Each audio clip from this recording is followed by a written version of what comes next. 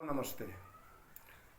आज मैं आप लोगों का योग से परिचय कराऊंगा। वैसे तो आजकल योग के अनेक प्रकार प्रचलित हैं, परंतु महर्षि पतंजलि का अष्टांग योग इनमें सबसे मुख्य है। योग का परिचय हमें वेद से लेकर उपनिषद तथा अनेक धार्मिक ग्रंथों में प्राप्त होता है। महर्षि पतंजलि योग दर्शन को 4 पादों अर्थात अध्यायों में विभक्त करते हैं। प्रथम पाद इसका समाधिपाद है, द्वितीय साधनपाद, तृतीय विभूतिपाद और चौथा कैवल्यपाद है। इन 4 अध्यायों के साथ ही साथ महर्षि पतंजलि योग दर्शन को लिखते समय योग को 8 भागों में अर्थात 8 अंगों में विभाजित कर देते हैं। वो 8 अंग योग दर्शन में इस प्रकार हैं: 1 यम, 2 नियम, 3 आसन, 4 प्राणायाम, 5 प्रत्याहार, 6 धारणा, 7 ध्यान, 8 समाधि। यम महर्षि पतंजलि ने 5 प्रकार के बताए हैं: अहिंसा, सत्य, ब्रह्मचर्य, अस्तेय, अपरिग्रह। अहिंसा का पालन जो योगी करता है, उसके निकट आने पर हिंसक प्राणी उसके प्रति वैर भाव त्याग देते हैं। सत्य की सिद्धि होने पर योगी को ये शक्ति प्राप्त हो जाती है कि वह वाणी से जो बोलता है वह सत्य ही होता है। ब्रह्मचर्य के पालन से ओज, तेज, बल तथा वीर्य लाभ की प्राप्ति होती है।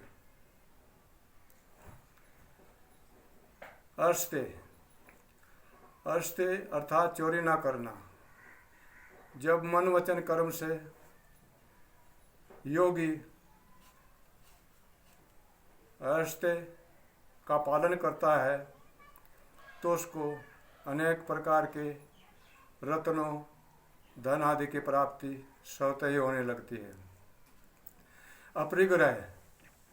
अपरिग्रह के अंतर आता है आवश्यकता से अधिक धन का संचय न करना, क्योंकि यदि हम आवश्यकता से अधिक धन संचय करते हैं तो हमारे पास रहने पर इतना उपयोगी नहीं होता जितना दूसरों के लिए उपयोगी होता है, और वो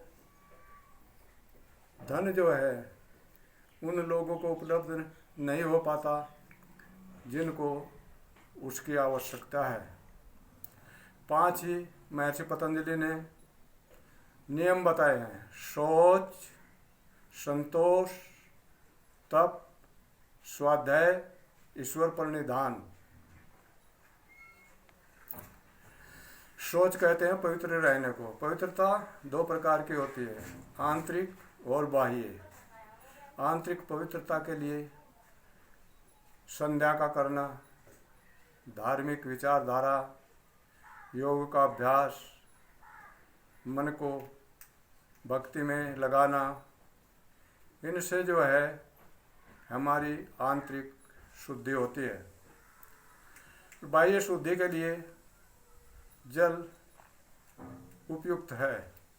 इसके माध्यम से स्नान द्वारा शरीर की शुद्धि और वस्त्र आदि की शुद्धि भले प्रकार कर सकते हैं। शौच के बाद में संतोष आता है। संतोष उसको कहते हैं जो हमने अपने परिश्रम से तथा सत्यपूर्वक धन कमाया है उसमें संतोष कर लेना और इस प्रकार की भावना का त्याग कर देना कि हमें धन इकट्ठा करने के लिए दूसरे के पास छल कपट या धोखाधड़ी से उनका धन का अपहरण करना पड़े।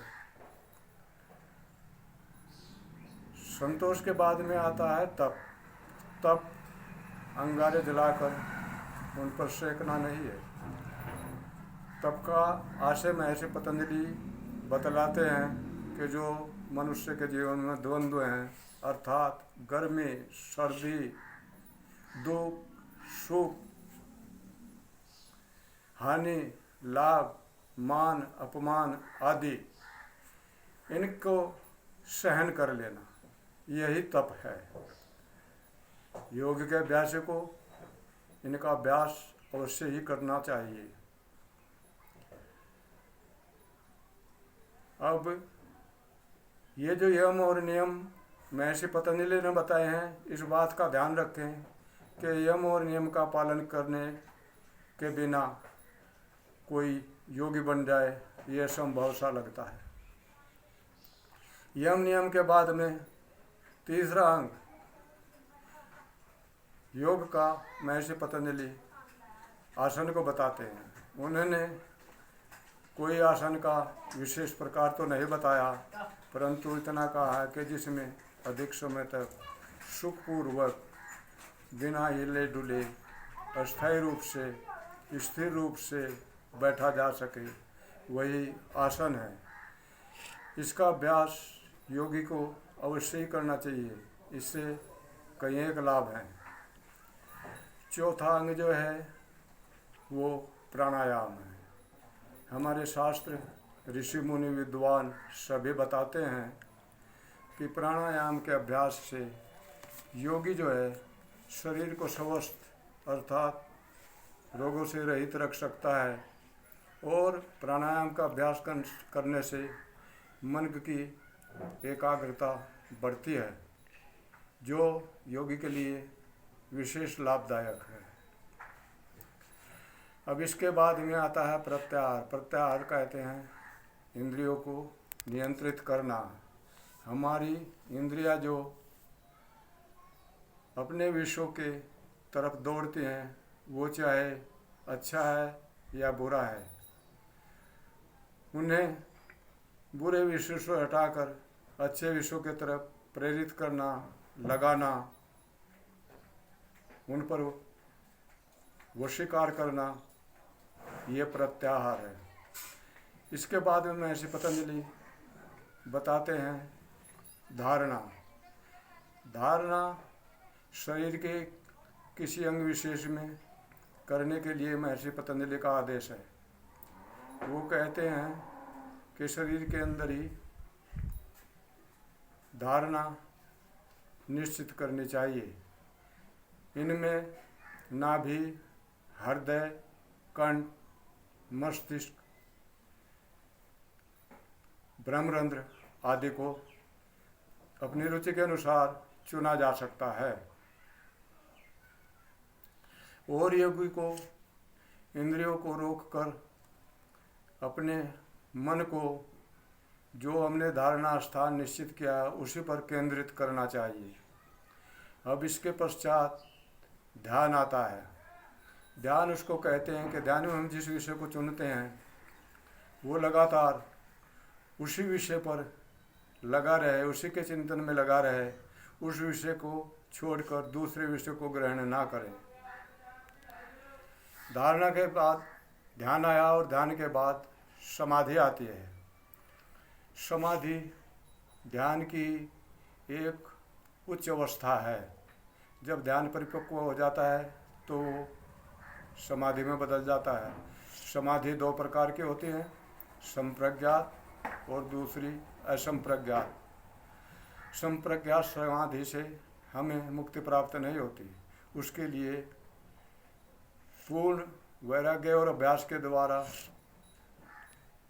असंप्रज्ञात समाधि का अभ्यास करना होता है। असंप्रज्ञात समाधि सिद्ध होने पर योगी मुक्ति की अवस्था को प्राप्त हो जाता है और जीते जी ही जीवन मुक्त हो जाता है तथा अंतिम समय में इस प्रकृति से छूटकर, जो प्रकृति का बंधन है जिसमें हम बंधे हुए हैं, इससे छूटकर परमात्मा के अनंत आनंदमय अजर अमर स्वरूप में लीन हो जाता है और वहाँ अपने संकल्प के द्वारा मनवांछित सुख को प्राप्त करता है। मुक्ति का समय इतना लंबा है कि बहुत सोना तो इसको वहाँ से ना लौटना ही कह दिया है, परंतु ऐसा है नहीं। उसकी अवधि अवश्य ही बहुत लंबी है, परंतु कभी न कभी तो मुक्ति से भी योगी को लौटना ही पड़ता है। अतः मेरा निवेदन है कि दूर दूर के आधुनिक या अंधविश्वासी योग साधनों के चक्कर में ना पड़कर महर्षि पतंजलि के अष्टांग योग का अभ्यास ही करें और मुझे आशा है कि इससे योग में पूर्ण सफलता प्राप्त करके आप अपवर्ग अर्थात मोक्ष को अवश्य ही प्राप्त कर लेंगे। ओम शांति, नमस्ते।